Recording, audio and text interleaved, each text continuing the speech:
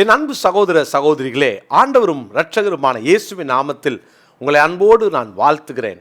இந்த நாளிலும் எங்கே என்ற தலைப்பிலே இன்னொரு செய்தியையும் உங்களுக்கு நான் வழங்க விரும்புகிறேன். யோபுவின் புஸ்தகம் 28ஆம் அதிகாரம் 12வது வசனம். யோபு 28:12 நான் வாசிக்கிறேன். ஆனாலும் ஞானம் கண்டெடுக்கப்படுவது எங்கே? புத்தி விளைகிற இடம் எது? யோபுக்குள்ளாக ஒரு கேள்வி வருகிறது. எங்கே ஞானத்தை கண்டெடுப்பேன்? எங்கே ஞானத்தை கண்டுபிடிப்பது அல்லது கண்டெடுப்பது? பிரியமானவர்களே, ஆண்டவர் நமக்கு அநேக அறிவை தந்திருக்கிறார். புத்தி, அறிவு, ஞானம். இயற்கையாகவே நம்ம எல்லாருக்குள்ளேயும் கர்த்தர் இந்த புத்தியை வைத்திருக்கிறார். ஆனால் அறிவை படித்து வாழ்க்கையிலே சில அனுபவங்களின் வழியாய் கற்றுக்கொள்ள முடியும், பெற்றுக்கொள்ள முடியும். ஆனால் ஞானத்தை கர்த்தர் தான் கொடுக்க முடியும். நமக்கு இந்த உலகத்தில் தேவனுடைய பிள்ளைகளுக்குள்ள ஞானம் தேவை. உலகத்தில் புத்தியும் அறிவும் செய்ய முடியாததை, புத்தி உடையவர்களும் அறிவுடையவர்களும் செய்யாததை ஞானமுடையவர்கள் செய்வார்கள். அருமையான தேவனுடைய பிள்ளைகளே, தேவன் ஞானத்தை நமக்கு வைத்திருக்கிறார். யோபுக்குள்ளாக ஒரு கேள்வி, இந்த ஞானத்தை எங்கு கண்டெடுப்பது?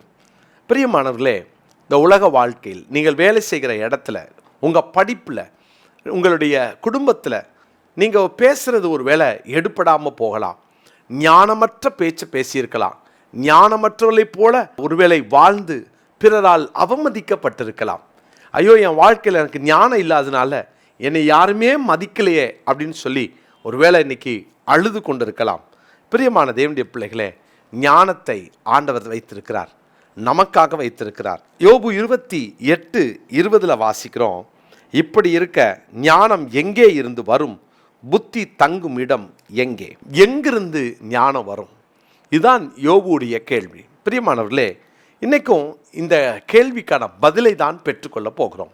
முதலாவதாக யாக்கோபின் நிருபம் 1ஆம் அதிகாரம் 5ஆம் வசனத்தில் இப்படியாக ஆவியானவர் நமக்கு ஒரு காரியத்தை கற்றுக் கொடுக்கிறார். யாக்கோபு 1:5, உங்களில் ஒருவன் ஞானத்தில் குறைவுள்ளவனாயிருந்தால் யாவருக்கும் சம்பூர்ணமாய் கொடுக்கிறவரும் ஒருவரையும் கடிந்து கொள்ளாதவருமாகிய தேவனிடத்தில் கேட்க கடவன், அப்பொழுது அவனுக்கு கொடுக்கப்படும். ஞானத்தை எங்கு கண்டெடுப்பது?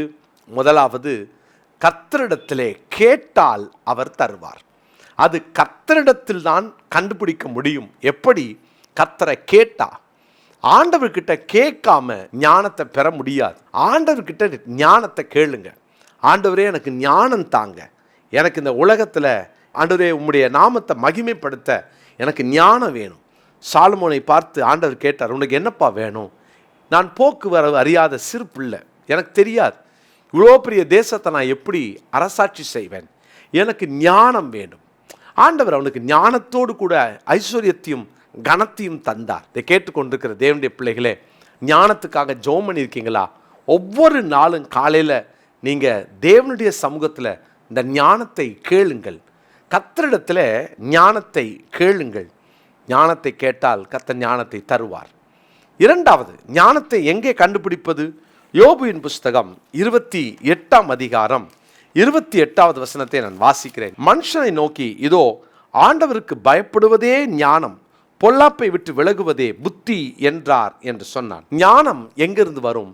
ஆண்டவருக்கு பயப்படும் போது. தீமையை விட்டு விலகுவதுதான் கர்த்தருக்கு பயப்படுகிற பயம். அப்போ இந்த பயம் வந்தால், கர்த்தருக்கு பயந்து நடந்தால், அப்போ ஞானம் தானா வரும்.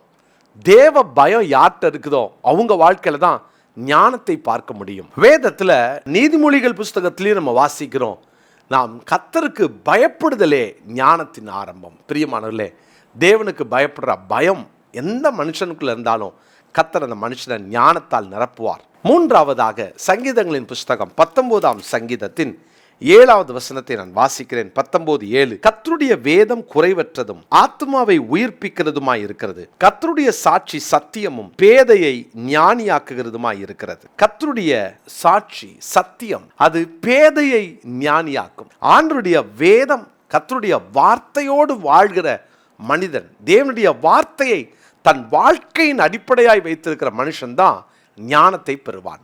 என் அருமையான தேவனுடைய பிள்ளைகளே, ஞானம் வேணும்னா கர்த்தரிடத்தில் கேட்கணும், கர்த்தருக்கு பயப்படணும், மூன்றாவது, கர்த்தருடைய வார்த்தையின்படி வாழணும்.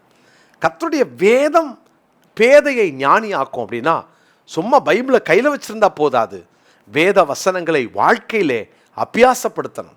வார்த்தையோடு இணைந்து வாழ்கிற ஒரு வாழ்க்கையை தேவன் இந்த வாசனத்தை கேட்குற, இந்த செய்தியை கேட்குற ஒவ்வொருவருக்கும் தந்தருள்வாராக. எனக்கு அருமையான தேவனுடைய பிள்ளைகளே, கர்த்தருடைய வார்த்தையின்படி, அந்த வசனத்தின்படி வாழ தீர்மானம் எடுப்போமா? ஆண்டுடைய வார்த்தை நம்முடைய வாழ்க்கையிலே ஞானத்தை கொடுக்கும். ஒரு மனுஷன் நல்லா கர்த்தருடைய வார்த்தையை நல்லா படித்தா என்ன ஆகும் தெரியுமா? கர்த்தர் அவனை ஞானத்தால் நிரப்புவார். இந்த நாளுக்குரிய மனப்பாட வசனம் சங்கீதம் 19:7 நீங்கள் குறித்து கொள்ளுங்க. 19ஆம் சங்கீதம் 7ஆம் வசனம். இதோடு கூட வேதத்தில் இன்னும் ஒரு சில வசனத்தை கூட நான் உங்களுக்காக வாசித்து காட்ட விரும்புகிறேன். 119வது சங்கீதத்தின் 98வது வசனம். நீர் உம்முடைய கற்பனைகளை கொண்டு என்னை என் சத்துருக்களிலும் அதிக ஞானம் உள்ளவனாக்குகிறீர், அவைகள் என்றைக்கும் என்னுடனே இருக்கிறது. பாருங்க, சத்துருக்களை காட்டிலும் என்னை ஞானம் உள்ளவனாக அவர் மாற்றுகிறார். 119ஆம் சங்கீதம் 100வது வசனம். உம்முடைய கட்டளைகளை நான் கை கொண்டிருக்கிறபடியால் முதியோர்களை பார்க்கிலும் ஞானம் உள்ளவனாய் இருக்கிறேன். ஆமென். ஆண்டவர் பாருங்க, முதியோர்களை பார்க்கிலும் ஞானம், அப்போ சத்துருக்களை பார்க்கிலும் ஞானம். இதுதான் கர்த்தர் கொடுக்கிற ஆசீர்வாதம். அப்போ எவ்வளவு நம்ம அந்த ஞானத்தை பெற்றுக்கொள்ளணும். பிரியமானவர்களே, ஒவ்வொரு நாளும் ஞானத்தை கேளுங்க. தேவனுக்கு பிடிக்காத காரியங்கள், தேவன் வேண்டான்னு சொல்ற காரியம் செய்யாதீங்க. அதுல ரொம்ப கவனமா இருப்போம். அது மாத்திரமல்ல, கர்த்தருடைய வேதத்தில் இரவும் பகலும் தியானமா இருந்து அந்த வேதத்தின்படி நடக்கிற அப்படிப்பட்ட ஒரு வாழ்க்கை வாழ்வோம். தேவன் ஞானத்தால் நம்மை நிரப்புவார். ஜெபிக்கலாமா? நல்ல தகப்பனே, எங்களுக்கு அந்த ஞானத்தை தாங்க.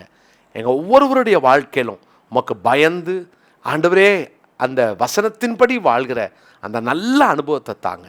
ஞானத்தில் குறைவுள்ளவன் என்னிடத்தில் கேட்க கடவன் சொன்னீங்களே, எங்களுக்கு உங்கள் ஞானத்தை தாங்கப்பா. சத்துருக்களை பார்க்கிலும் ஞானம், முதியோர்களை பார்க்கிலும் ஞானம். அந்த கிருபையை கர்த்தர் இந்த நாளிலே இந்த வசனத்தை கேட்கிற ஒவ்வொருவருக்கும் தந்தருளும். உடைய நாமம் மகிமைப்படுவதாக. இயேசுவின் நாமத்தில் ஜெபிக்கிறோம் நல்ல பிதாவே, ஆமென். என் அன்பு சகோதர சகோதரிகளே, இயேசுவின் நாமத்தில் அன்போடு உங்களை வாழ்த்துகிறேன். விங்ஸ் ஆஃப் விக்டரியினுடைய சமூக பணிகளுக்காக ஜெபித்து கொண்டிருக்கிறீங்க, ரொம்ப நன்றி. இந்த ஜெப குழுவில் இணையணும்னா கீழே காண்கிற இந்த வாட்ஸ்அப் நம்பரோடு தொடர்பு கொண்டீங்கன்னா நாங்கள் இணைத்துக் கொள்கிறோம். அதில் ஜெப குறிப்புகளை கொடுப்போம். ஒவ்வொரு நாளும் விங்ஸ் ஆஃப் விக்டரிக்காக நம்ம சமூக பணிகளுக்காக ஜெபியுங்கள். தேசத்தில் தேவன் நம்மை நம்பி கொடுத்திருக்கிற பெரிய பொறுப்பு. நம்ம டயாலிசிஸ் சென்டர் இலவசமாய் நடத்துகிறோம், ஒரு பைசா வாங்காமல். அதே போல் நாம் சிறுவர்களுக்கான தெரப்பி சென்டர் வச்சுருக்கிறோம். கர்த்தருடைய கிருபையினால் நம்முடைய IAS அகாடமி அருமையாய் போய் கொண்டிருக்கிறது. வாழ்வாதார மையம் நடத்தி கொண்டிருக்கிறோம். இன்னும் முதியோர் இல்லம் துவங்க போகிறோம் சீக்கிரத்தில். முதியோர் இல்லம் கட்டுமான பணிகளுக்காக அதன் தேவைகள் சந்திக்கப்படணும்னு ஜெபித்து கொள்ளுங்கள். பிரியமானவர்களே, இந்த மாதம் கிட்டத்தட்ட 5 லட்சம் ரூபாய்க்கு மேலே நமக்கு தேவைப்படுகிறது. வாடகை கொடுக்கணும், நம்ம சேல்ரி உண்டு, மற்ற காரியங்கள் தேவைகள் உண்டு. எல்லாவற்றுக்காக ஜெபம் பண்ணுங்க.